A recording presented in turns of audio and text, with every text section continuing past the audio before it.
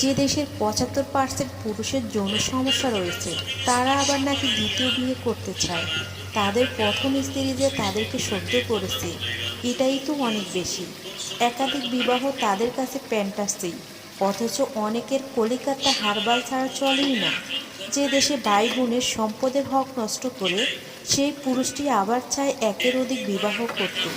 যে এক স্ত্রীকে ঠিকমতো সময় দেওয়ার হিসাব জানে না, সে দুই স্ত্রীকে আলাদা বাড়িতে রেখে বাবা মাকে আরও একটা আলাদা বাড়িতে রেখে ভরণ পোষণ দিয়ে অতঃপর দুটি স্ত্রীকে ৩.৫ দিন ৩.৫ দিন করে ভাগ করে দিবে বা দিতে পারবে বা দেবার যোগ্য এমন কয়জন পুরুষ আছে?